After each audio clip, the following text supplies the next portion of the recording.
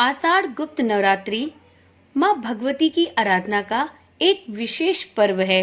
Hindu calendar के अनुसार आषाढ़ मास की शुक्ल पक्ष की प्रतिपदा तिथि से गुप्त नवरात्रि का प्रारंभ होता है। ऐसे में यह माना जाता है कि इस दौरान देवी लक्ष्मी की पूजा करने से धन समृद्धि और सुख शांति की प्राप्ति होती है। वहीं माँ काली की पूजा करने से व्यक्ति को अनेक प्रकार की सिद्धियों की प्राप्ति होती है। ये तो आप सभी जानते हैं कि 6 जुलाई 2024 से ही गुप्त नवरात्रि प्रारंभ हो चुकी है और इसका समापन 15 जुलाई को होगा। ज्योतिष शास्त्र के अनुसार गुप्त नवरात्रि के दौरान हर भक्त को कुछ चीजें घर में जरूर खरीद कर लानी चाहिए, क्योंकि ज्योतिषाचार्यों की माने तो गुप्त नवरात्रि के समाप्त होने से पहले कुछ शुभ चीजें ऐसी होती हैं जिन्हें यदि आप घर में लाते हैं तो माँ दुर्गा के साथ माँ लक्ष्मी की कृपा भी प्राप्त होती है और आपके घर में 9 देवियों का वास होता है। आज की वीडियो में हम उन 5 चीजों के बारे में जानकारी प्राप्त करेंगे जिन्हें हमें इस शुभ गुप्त नवरात्रि में अपने घर जरूर खरीद कर लाना चाहिए।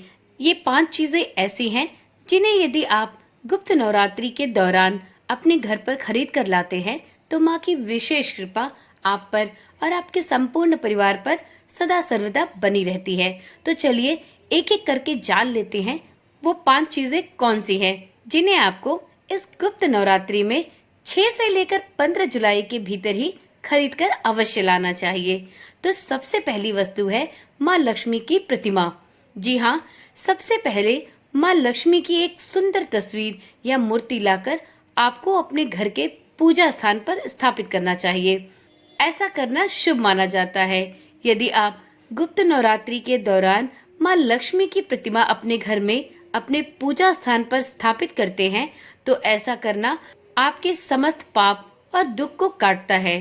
परंतु ध्यान रखें कि यह तस्वीर या मूर्ति साफ सुथरी और बिना किसी दोष के होनी चाहिए। मूर्ति खरीदते समय इस बात का भी विशेष ध्यान रखें कि माँ लक्ष्मी की प्रतिमा बैठे स्वरूप में होनी चाहिए। अगली वस्तु है सुहागिन महिलाओं के लिए श्रृंगार का सामान। आषाढ़ गुप्त नवरात्रि में सुहागिन महिलाओं के लिए श्रृंगार का सामान खरीदना उतना ही शुभ माना जाता है जितना शुभ एक नवविवाहित महिला के लिए श्रृंगार करना। गुप्त नवरात्रि के दौरान महिलाओं को खुद ही अपने लिए श्रृंगार का सामान खरीदना चाहिए। ऐसा करने से माता लक्ष्मी की कृपा आप पर बरसती है और माँ भगवती आपके समस्त परिवार को दुखों से हरती हैं और आप पर और आपके समस्त परिवार पर सुख समृद्धि की वर्षा करती हैं। चलिए जानते हैं तीसरी वस्तु, मोरपंख। मंदिर में मोरपंख स्थापित करने के लिए इस गुप्त नवरात्रि में आप मोरपंख को खरीद सकते हैं।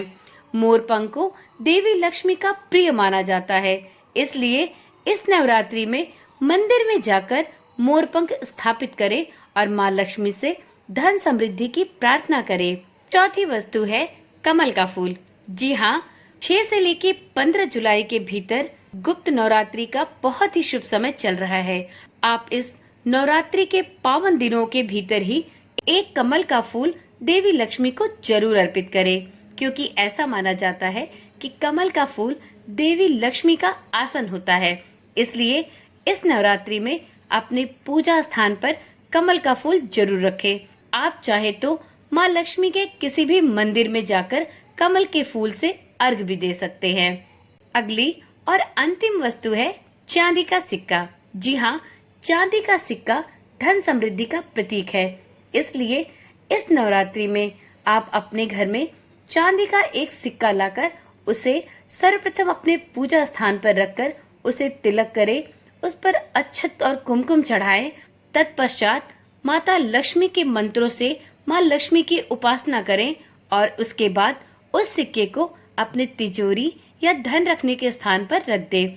ऐसा करने से भी आपके घर में जहाँ धन दौलत की बरसात होगी, वहीं आपके घर से सभी बुरी शक्तियाँ दूर होने लगेंगी और साथ में आपके घर का वातावरण सुखद और सकारात्मक बनने लगेगा। तो इस प्रकार से इन 5 चीजों को आप गुप्त नवरात्रि के दौरान अपने घर में खरीद कर ला सकते हैं। माँ भगवती की कृपा के साथ साथ आप माँ लक्ष्मी की कृपा भी प्राप्त कर सकते हैं। इन 5 चीजों के अलावा आप माँ लक्ष्मी की पूजा विधि विधान से करें।